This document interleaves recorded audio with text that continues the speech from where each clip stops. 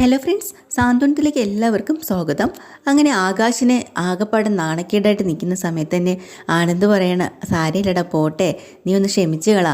ശ്രീദേവിക്ക് അറിയാണ്ട് പറ്റിയല്ലേ, അവളുടെ വീട്ടിൽ അല്ലെങ്കിൽ തന്നെ പെൺകുട്ടികൾ മാത്രമല്ല, അവൾക്ക് ഒരു അനിയത്തി മാത്രമല്ലേ ഉള്ളൂ. പിന്നെ ഈ ആൺകുട്ടികളുടെ കിടത്തവും കാര്യങ്ങളും അവൾക്ക് അറിഞ്ഞൂടല്ലോ, അങ്ങനെ പറ്റിപ്പോയതാ. നീ ഒന്ന് ക്ഷമിച്ചു കളാ. ഇനി ഞാൻ ചേട്ടാ പൊന്നേ, ഇനി ഇപ്പം ഒന്ന് പറയണേ, ചായയൊക്കെ ഇടുന്നതെല്ലാം കൊള്ളാം, പക്ഷേ റൂമിലോട്ടൊന്നും കൊണ്ടുവന്നേക്കില്ലേ എന്ന് പറയട്ടോ. അപ്പോൾ ആനന്ദ് പറഞ്ഞിട്ടുണ്ട്, പേടിക്കണ്ട, ഞാൻ ഇനി അവളോട് പറഞ്ഞോളാം, ചായ ഇടണ്ടെന്ന് പറയാം. അയ്യോടോ, ഇടണ്ടെന്ന് പറയണ്ട, ഇട്ടോ കുഴപ്പമില്ല, ഞങ്ങൾ റൂമിലേക്ക് ഞങ്ങളെ ഭാര്യമാർ മാത്രം കൊണ്ട് തന്നാൽ മതിയെന്ന് ആകാശ് പറയട്ടോ. അപ്പോൾ ധർമ്മം പറയണം, അതും ശരിയാണ്, അതൊക്കെ പോട്ടെ, പിന്നെ നീയേ ഇന്നലത്തെ ഫസ്റ്റ് നൈറ്റ് എന്തായി ഒന്ന് പറഞ്ഞേ എന്ന് ചോദിക്കുമ്പോൾ പെട്ടെന്ന് നാണം കൊണ്ടും ടെൻഷൻ കൊണ്ടും ആനന്ദ് അവിടെ നിന്ന് ഓടാൻ പോവാട്ടോ. ഒന്ന് പോയേ മാമ, ഞാൻ പോകുന്നു. നില്ലടാന്നില്ലേ, നീ കൂടുതൽ സംസാരിക്കില്ലേ, നീ വിളച്ചിലെടുക്കില്ലേ, മര്യാദയ്ക്ക് പറ, ഇന്നലെ എന്തായിരുന്നു മര്യാദയ്ക്ക് പറഞ്ഞു. നാണമുണ്ട് മാമ നിങ്ങൾക്ക് ചോദിക്കാൻ, നിങ്ങൾക്ക് എത്ര വയസ്സായി, ഇങ്ങനെയൊക്കെയാണോ ചോദിക്കുന്നത്? എന്ത് എത്ര വയസ്സായെന്നോ, മര്യാദയ്ക്ക് നീ പറഞ്ഞിട്ട് പോയാൽ മതി. 2 മാസങ്ങൾക്ക് മുമ്പ് ഞാൻ സന്യാസിയാവാൻ പോകുന്നു, കല്യാണം വേണ്ട, എന്തൊക്കെയായിരുന്നു ഇവിടെ, മര്യാദയ്ക്ക് പറയാതെ നിന്നെ ഞാൻ വിടൂല എന്നും പറഞ്ഞ് ഒരേ കേട്ടോ. അങ്ങനെ എല്ലാവരും കൂടെ ആനന്ദിനെ പിടിച്ചു നിർത്തുക. പിന്നെ എന്തായാലും അവിടുന്ന് രക്ഷപ്പെടാൻ പറ്റൂലെന്നുള്ളത് ആനന്ദിന് മനസ്സിലായി. അപ്പോൾ പറയണുണ്ട്, അതെ ഇന്നലെ നിങ്ങളെല്ലാവരും കൂടെ എന്നെ പറഞ്ഞ് മുറിയിലേക്ക് വിട്ടില്ലേ? പറഞ്ഞോ. അപ്പോൾ ഞാൻ അങ്ങനെ അകത്തേക്ക് ചെല്ലുമ്പോഴേ ദേവി അവിടെ നിൽപ്പുണ്ട്. അപ്പോൾ ഞാൻ ദേവിയുടെ മുഖത്ത് നോക്കുന്നില്ല, അങ്ങോട്ട് തിരിഞ്ഞു നിന്ന് ഞാൻ എല്ലാ കാര്യങ്ങളും സംസാരിച്ചു. അപ്പോൾ ധർമ്മം പറയണ, ആ സമയത്ത് അവൾ ഓടി വന്ന് നിന്നെ കെട്ടിപ്പിടിച്ച് കാണുമല്ലേ, ഒന്ന് പോമാവാ അങ്ങോട്ട്. ഞാനെല്ലാം പറഞ്ഞു കഴിഞ്ഞ് തിരിഞ്ഞു നോക്കിയപ്പോൾ അവൾ കിടന്ന് ഉറങ്ങി ക്ഷീണം കൊണ്ടെന്ന് പറയുമ്പോൾ എല്ലാവരും കൂടെ പൊട്ടിച്ചിരിക്കട്ടോ. പിന്നെ ഞാൻ വിളിച്ചുണർത്താൻ പോയില്ല, ഞാനും കിടന്ന് ഉറങ്ങി. ഏടാ കള്ളാ, നീ കൊള്ളാമല്ലോ ഇങ്ങനെ. എനിക്കാണെങ്കിൽ ഒരു കല്യാണം കഴിക്കാനും പറ്റിയിട്ടില്ല, ഇന്ന് വരെ ഒരു പെണ്ണിനെയും കിട്ടിയിട്ടില്ല. ഒരുത്തൻ കെട്ടിക്കൊണ്ട് വന്ന് അവൻ്റെ ഫസ്റ്റ് നൈറ്റ് ചോദിച്ചപ്പോൾ അതൊട്ട് അറിയാനും പറ്റിയില്ലല്ലോ ദൈവമേ എന്ന് പറഞ്ഞ് ധർമ്മം കേട്ടോ. അങ്ങനെ എല്ലാവരും കൂടെ അവിടെ കൂട്ടച്ചിരിയായിട്ട് കളിയാക്കി. അങ്ങനെ അകത്ത് രാവിലെ തന്നെ ബാലൻ പോവാനായിട്ട് ഗോമതിയെ വിളിക്കുകയാണ്. ഗോമതി പതുപോലെ താക്കോലും ബാഗും ഒക്കെ കൊണ്ട് കൈ കൊടുക്കുമ്പോൾ ഗോമതി പറയാ, ബാലേട്ടാ ഇന്ന് ആനന്ദും ശ്രീദേവിയും വീട്ടിൽ വിരുന്നിന് പോകുന്നത്, അപ്പോൾ ആ സമയത്ത് വരില്ലേ എന്നൊക്കെ ചോദിക്കുക. അവർ വിരുന്നിന് പൊക്കോട്ടെ, ഇവിടെ ഒന്നും വേറെ ആരും പോകേണ്ട ആവശ്യമില്ലല്ലോ, അവർ രണ്ടുപേരും കൂടെ പോകുന്നത് തന്നെയല്ലേ നല്ലത്. അപ്പോൾ ധർമ്മനും ഓടി വരിക. അപ്പോൾ ധർമ്മനോട് ചോദിക്കുന്നുണ്ട്, ധർമ്മ നീ കാറൊക്കെ അറേഞ്ച് ചെയ്തിട്ടുണ്ടായിരുന്നു അവർക്ക് പോകാനുള്ള? ചെയ്തു, ഇതൊക്കെ ആകാശാണ് ചെയ്തത്. ഇന്ന് ആകാശിനെ വിളിക്കുകയാണ് കേട്ടോ. അങ്ങനെ ആകാശം ഓടി വരികയാണ്. എന്താ വെച്ചാൽ, എടാ കാറ് റെഡിയാക്കിയോ, ഇവർക്ക് ഇന്ന് വിരുന്നിന് പോകാനുള്ളതല്ലേ വെച്ചാൽ, അതെല്ലാം റെഡിയാക്കിയിട്ടുണ്ടെന്ന് പറയാം. എന്നാൽ പിന്നെ അത് തന്നെ നല്ലത്, ഞാനപ്പോൾ ഇറങ്ങാം എന്ന് പറഞ്ഞ് തിരിയണതും, അയ്യോ അച്ഛാ ബാലച്ചാ ഒന്ന് നിന്നേന്നും പറഞ്ഞുകൊണ്ട് ഓടിക്കതച്ച് വരിക കേട്ടോ നമ്മൾ ശ്രീദേവി അടുക്കളയിൽ നിന്ന്. കിതപ്പെന്ന് പറഞ്ഞാൽ സംസാരിക്കാൻ പറ്റാത്ത കിതപ്പിലാണ് വന്നത്. അയ്യോ എന്താ മോളെ, എന്തിനാ അച്ഛൻ പോവാറങ്ങാണോ? അപ്പോൾ ഗോമതി ചോദിക്കാനുണ്ട്, ഇത് ചോദിക്കാനാണോ നീ ഓടിപ്പിടിച്ച് വന്നത്? അല്ല അച്ഛൻ ഒന്നും കഴിക്കാണ്ടാണോ പോകുന്നത് അച്ഛാന്ന് ചോദിക്കുക. അല്ല മോളെ, അത് അച്ഛൻ ഇപ്പോഴൊന്നും കഴിക്കത്തില്ല, 9 മണിയൊക്കെ കഴിഞ്ഞേ കഴിക്കത്തുള്ളൂ. അപ്പോൾ ആ സമയത്ത് ഇവിടുന്ന് കാപ്പിയൊക്കെ ഉണ്ടാക്കി ഗോമതി കൊടുത്ത് അയക്കുക ചെയ്യുന്നത്, എനിക്ക് അപ്പോൾ മതി. അയ്യോ 9 മണിക്കോ? അതുവരെ അച്ഛന് വിശക്കില്ലേ? ഇല്ല വിശക്കും, അങ്ങനെ വിശന്നിരിക്കാൻ പാടില്ല അച്ഛൻ. അച്ഛൻ വന്നേ, രണ്ടെണ്ണമെങ്കിലും കഴിച്ചിട്ട് പോയാൽ മതി, ഞാനിന്ന് ഇഡ്ഡലി സാമ്പാറോ ഉണ്ടാക്കിയത്. അയ്യോ മോളെ എനിക്കിപ്പോൾ വേണ്ട. ഗോമതി പറയണുണ്ട്, മോളെ അച്ഛൻ ഇപ്പോൾ കഴിക്കില്ല. അതൊന്നും പറഞ്ഞാൽ പറ്റില്ല, കഴിച്ചേ പറ്റൂ. അച്ഛൻ ഞാൻ ഉണ്ടാക്കിയതല്ലേ അച്ഛാ, രണ്ട് ഇഡ്ഡലി, അത് കഴിച്ചിട്ട് പോയാൽ മതി അച്ഛൻ, വാ എന്നും പറഞ്ഞ് അച്ഛൻ്റെ കൈയെ പിടിച്ച് വലിച്ച് അവിടെ കസേരയെ കൊണ്ട് ഇരുത്തുക കേട്ടോ. എല്ലാവരും മൂക്കത്ത് വിരൽ വെച്ചിങ്ങനെ അത്ഭുതത്തോടെ നിൽക്കുകയാണ്, ഇത് എന്തൊക്കെയാണ് ഈ കാണണേന്ന് പറഞ്ഞിട്ട്. അപ്പോൾ 2 ഇഡ്ഡലി അവിടെ എടുത്ത് വെച്ച് സാമ്പാർ ഒഴിച്ചിട്ട് പറയാം, കഴിക്കച്ചാ കഴിക്കുന്ന. എന്തായാലും എല്ലാവരും നോക്കിക്കൊണ്ട് നിൽക്കുന്നില്ലേ. അപ്പോൾ ഈ ഒരു ബഹളമെല്ലാം കേട്ടിട്ടുണ്ട് മീനാക്ഷി ഓടി വരുന്നുണ്ട്. എന്താ അച്ഛൻ, എന്താ പറ്റി, എന്താ? ഒന്നുമില്ല, ശ്രീദേവി ചേച്ചി ഇഡ്ഡലി എടുക്കാൻ പോയതിൻ്റെ ബഹളമാണെന്ന് പറയാം കേട്ടോ. അങ്ങനെ ആ ഇഡ്ഡലി എടുത്ത് മുറിച്ച് വായിൽ വെക്കുമ്പോൾ എൻ്റെ സ്വർഗം കാണുന്നത് പോലെ ആയിപ്പോയി കേട്ടോ. ബാലന് അത്രയ്ക്ക് ടേസ്റ്റാണെന്നാണ് പറയണത്. എന്താ മോളെ ടേസ്റ്റ്?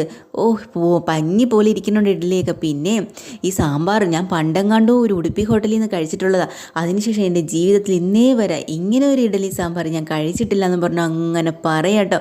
ഇതെല്ലാം കേട്ട് ഗോമതി അന്തം വിട്ടു. ഗോമതിയുടെ മനസ്സൊക്കെ അങ്ങ് വാടി തളർന്നു പോയി കേട്ടോ. ഇത്രയും കാലം കിടന്ന് കഷ്ടപ്പെട്ടിട്ട് ഒരു നല്ല വാക്ക് പറഞ്ഞിട്ടില്ലല്ലോ ബാലൻ. അപ്പം എന്നിട്ട് കഴിച്ചിട്ട് നന്നായിട്ടുണ്ടെന്ന് പറയുമ്പോൾ എന്നാൽ പിന്നെ ഒരു കാര്യം ചെയ്യാച്ചാ കുറച്ചുകൂടെ സാമ്പാർ കഴിക്കുമെന്ന് പറഞ്ഞ് വീണ്ടും എടുത്ത് കൊടുക്കുക കേട്ടോ.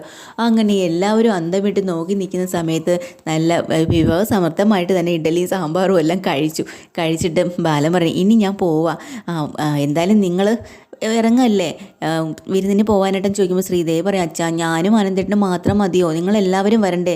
അതെന്തിനാ മോളെ, ഞങ്ങളൊന്നും വരുന്നില്ല, നിങ്ങൾ രണ്ടുപേരും പോയാൽ മതി. അതെന്താ ആരെങ്കിലുമൊക്കെ വരണം, മീനാക്ഷി വാ മീനാക്ഷി, ആര്യ വാ ആര്യ, അനുമോളെ നീയും വാ എന്നെല്ലാവരും വിളിക്കട്ടോ. അവസാനം ശ്രീദേവിയുടെ നിർബന്ധപ്രകാരം തന്നെ ബാലൻ പറയുന്നുണ്ട് ഒരു കാര്യം ചെയ്യും മീനാക്ഷി നിങ്ങൾ കൂടെ ചെല്ല്. ഇല്ലില്ല ഞാൻ പോകുന്നില്ല, എല്ലാവരും പോകുന്നില്ല എന്നാ പറയണേട്ടോ.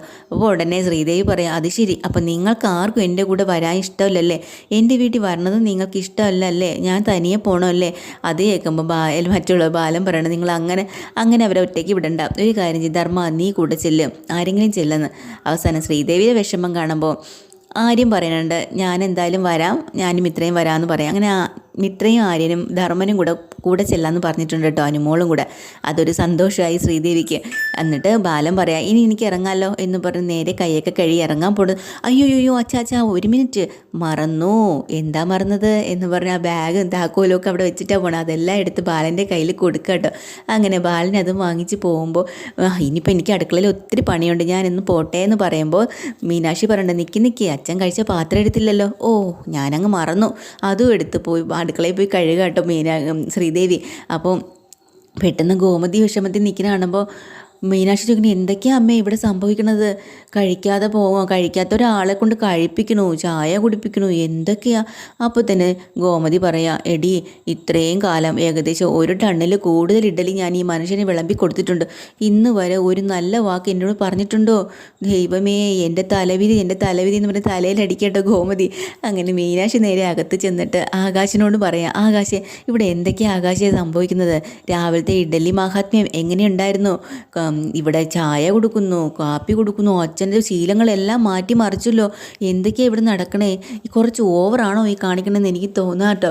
അപ്പം ആകാശ് പറഞ്ഞ എടി അതൊക്കെ അച്ഛൻ ഇങ്ങനെ പുകഴ്ത്തി പറയുന്നതാവും, പുതിയ മരുമോളല്ലേ, ചായ കൊടുത്തപ്പോൾ ഇന്നലത്തെ കാര്യം പറഞ്ഞപ്പോൾ ഞാനും അങ്ങനെ തന്നെയാണ് വിചാരിച്ചത്, ഇന്നതേ ഇതും ഇങ്ങനെ പോയാൽ എന്താവോ എന്തോ എന്ന് പറയാം.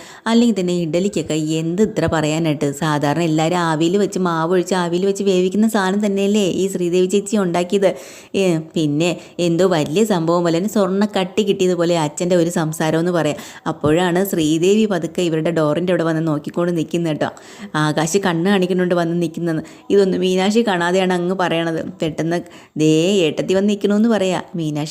മീനാക്ഷിയോട് ശ്രീദേവി പറയണം എന്താ മീനാക്ഷി രാത്രിക്ക് നിങ്ങൾക്ക് എന്ത് ഫുഡ് വേണം ചോദിക്കാനാണ് ഞാൻ ഇങ്ങോട്ട് വന്നത്.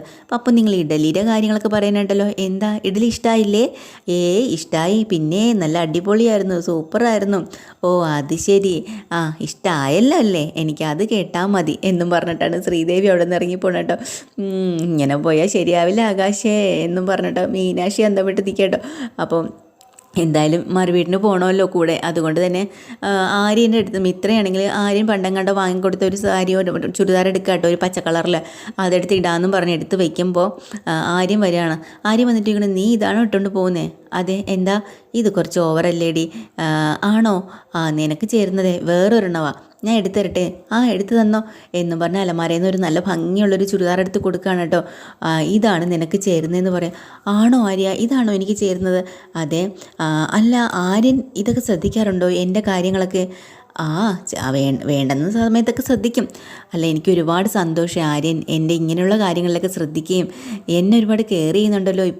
എനിക്കിപ്പോൾ ഒത്തിരി സന്തോഷമായ ആര്യ. ഇനി മുതൽ എൻ്റെ പ്രധാനപ്പെട്ടൊരു ഡ്രസ്സും ഇത് തന്നെയാവും, ഇത് ആര്യൻ തന്നെ എടുത്ത് തന്നെ തന്നെയല്ലേ, അതുകൊണ്ട് എനിക്ക് അത്രയ്ക്ക് സന്തോഷമുണ്ടെന്ന് പറയാം. എന്നിട്ട് ആ കൈ എടുത്ത് ആ കയ്യിലേക്ക് വെച്ചിട്ട് മിത്ര പറയുന്നുണ്ട് ആര്യ താങ്ക്സ് പറയാട്ടോ. ഉടനെ ആ കയ്യിലേക്ക് തന്നെ ആര്യനും തിരിച്ച് പിടിക്കുന്നുണ്ട്, എന്നിട്ട് ചിരിക്കണം. അങ്ങനെ അവരുടെ ആ ഒരു കുഞ്ഞു കുഞ്ഞു സ്നേഹങ്ങളൊക്കെ പൊട്ടി മുളച്ച് തുടങ്ങിയിട്ടുണ്ട് കേട്ടോ. അവിടെ നിന്ന് തൊട്ടപ്പുറത്തെ റൂമിൽ ശ്രീദേവി നല്ല പിങ്ക് കളർ പട്ട് സാരിയെല്ലാം എടുത്ത് കൊടുക്കുകയാണ് പോവാൻ വേണ്ടിയിട്ട്. എന്നിട്ട് ഓർണമെൻറ്റ്സ് എല്ലാം സാധാരണ ഉള്ളതാണ് എടുത്തിടുന്നത് കേട്ടോ, സ്വർണ്ണം ഒന്നുമല്ല എടുത്തിടുന്നത്. അപ്പോഴാണ് പെട്ടെന്ന് വിചാരിക്കുന്നത് കേട്ടോ ശ്രീദേവി, അയ്യോ ഇവിടുന്ന് എത്ര പേര് ചെല്ലുമെന്ന് അമ്മയെ വിളിച്ച് പറയണമെന്ന് പറഞ്ഞിരുന്നു, വിളിച്ചേക്കാം എന്നും പറഞ്ഞ് ശ്രീകലേനെ ഫോണിൽ വിളിക്കുകയാണ്. ശ്രീകല ഫോൺ എടുത്തിട്ട് ചോദിക്കുന്നു എടി നീ അവിടെ നിന്ന് ഇറങ്ങിയോ? ഇല്ലമ്മേ ഞങ്ങൾ ഇറങ്ങാൻ പോവാ, നിങ്ങൾ 2 പേരല്ലേ വരുന്നേ? 2 പേരല്ല, ഞങ്ങൾ 6 പേരുണ്ട്. 6 പേരോ? അയ്യോ, ഈ 6 പേർക്ക് വേണ്ടി ഇനി തിന്നാൻ ഉണ്ടാക്കണമല്ലോ ദൈവമേ. എന്താ അമ്മേ, കഴിക്കാനൊന്നും ഉണ്ടാക്കിയില്ലേ? ഒന്നും അറേഞ്ച് ചെയ്തില്ലേ? അതൊന്നും നീ പേടിക്കണ്ട, അതിപ്പം എങ്ങനെയെങ്കിലും എന്തെങ്കിലുമൊക്കെ ഞാൻ ചെയ്തോളാം, കുഴപ്പമില്ല. പിന്നെ അവിടെ വേറെ കുഴപ്പമൊന്നുമില്ലല്ലോ? ഇല്ലമ്മേ. പിന്നെ എനിക്ക് നിന്നോടൊരു പ്രധാനപ്പെട്ട കാര്യം പറയാനുണ്ട്. എന്താ അമ്മേ? നീ ഇവിടെ നിന്ന് ഇട്ടുകൊണ്ട് പോയ ആഭരണങ്ങളെല്ലാമേ, അതെല്ലാം അണിഞ്ഞ് വേണം നീ ഇവിടെ വിരുന്നിന് വരാൻ. എന്തിനാ അമ്മേ? സിമ്പിളായിട്ട് വന്നാൽ പോരെ? പറ്റില്ല, മുഴുവൻ ആഭരണങ്ങൾ ഇട്ടിട്ട് വരണം. അതെല്ലാം മുക്ക് പണ്ടമാണെന്ന് നിനക്ക് അറിയില്ലേ? അതെല്ലാം തിരിച്ചിവിടെ കൊണ്ട് തന്നേക്കണം. പിന്നെ അവർ ചോദിച്ചാലേ പറഞ്ഞാൽ മതി, നീ എല്ലാം ഇവിടെ വന്നപ്പോൾ ഞാൻ കൊണ്ട് ലോക്കറിൽ വെച്ചെന്ന്. മനസ്സിലായോ? അമ്മേ, അത് എങ്ങനെ അമ്മേ? അതങ്ങനെ തന്നെ. പിന്നെ അവിടെ ആ ബാലനെ, അയാളെ നീ നല്ല പോലെ കയ്യിലെടുത്തോളണം. എന്നാലേ നിനക്ക് അവിടെ പിടിച്ച് നിൽക്കാൻ പറ്റൂ. അയാളെ പറയും പോലെയാണ് അവിടെ ഓരോ കാര്യങ്ങൾ നടക്കണം. മനസ്സിലായല്ലോ? അതെല്ലാം മനസ്സിലായമ്മേ എന്ന് പറഞ്ഞ് നിൽക്കുമ്പോൾ ആനന്ദ് വരിക കേട്ടോ. ആനന്ദിനെ കാണുന്നതും പെട്ടെന്ന് ഫോൺ താഴ്ത്തി വെച്ചിട്ട്, ആനന്ദേട്ടാ, അമ്മയാ വിളിച്ചത്. അപ്പോൾ ശ്രീകല അവിടെ നിന്ന് കേൾക്കുന്നുണ്ട് കേട്ടോ. അമ്മേ, ശരി അമ്മേ, എന്നാൽ ഞാൻ വെക്കട്ടെ എന്ന് പറഞ്ഞ് ഫോൺ വയ്ക്കുക കേട്ടോ. ആനന്ദ് ചോദിക്കുന്നുണ്ട്, ആരാന്ന്? അത് അമ്മ വിളിച്ചതാ. അത് ശരി. പിന്നെ ഞാൻ എടുത്തിരിക്കുന്ന. അപ്പോൾ ഉടനെ ആനന്ദ് പറയാം, 2 ഉടുപ്പെടുത്തിട്ട്, അത് ശ്രീദേവി, ഇതിലേത് ഡ്രസ്സാണ് എനിക്ക് ചേരുക എന്ന് ചോദിക്കുമ്പോൾ ശ്രീദേവി പറഞ്ഞു കൊടുക്കുന്നുണ്ട്, ഒരു നല്ലൊരു പിങ്ക് കളർ, അത് നല്ല ചേരുമെന്ന് പറയാം. ശരിയെന്ന് പറഞ്ഞാൽ അത് ഇടാൻ പോണതിനിടയ്ക്ക് നല്ല ഭംഗിയുള്ളൊരു സാരിയാണല്ലോ ശ്രീദേവി ഉടുത്തിരിക്കുന്നത്. വേറെ 2 സാരി കൂടെ എടുത്തുകൊണ്ട് വന്നിട്ട് ആനന്ദിനോട് ചോദിക്കുക, ആനന്ദേട്ടാ, ഇതിലേത് സാരി കൊള്ളാം? ആനന്ദേട്ടൻ പറയണ സാരി ഞാൻ ഉടുക്കാം. അയ്യോ എൻ്റെ പൊന്ന് ശ്രീദേവി, നിനക്ക് ഇഷ്ടപ്പെട്ടതല്ലേ നീ ഉടുത്തത്, പിന്നെ എന്തിനാ എന്നോട് ചോദിക്കണേ? അല്ല, ഇപ്പം ആനന്ദേട്ടൻ എന്നോട് ചോദിച്ചതോ? അത് ഞാൻ ചോദിച്ചു, പക്ഷെ അതിപ്പോൾ ഞാൻ ഡ്രസ്സ് ചെയ്തില്ലല്ലോ, അതുകൊണ്ടാണ്. നീ ഡ്രസ്സ് ചെയ്ത് നിൽക്കുമല്ലേ?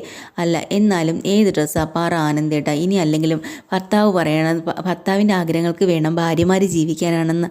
ആണോ? അങ്ങനെയാണോ? അതെ. എന്നാൽ ശ്രീദേവി ഉടുത്തിരിക്കുന്നത് തന്നെ നല്ല ഭംഗിയുള്ള സാരിയാണല്ലോ. ആണോ? ശരി, എന്നാൽ പിന്നെ നമുക്കിത് മതി എന്നും പറഞ്ഞുകൊണ്ട് എല്ലാവരും സന്തോഷത്തോടു കൂടി പോകാൻ ഇറങ്ങാട്ട് എപ്പിസോഡ് തീരുന്നത്. പുതിയൊരു എപ്പിസോഡുമായി വീണ്ടും വരാൻ. ചാനൽ ഇഷ്ടമായ ലൈക്ക് ചെയ്യുക, സബ്സ്ക്രൈബ് ചെയ്യുക. Thank you.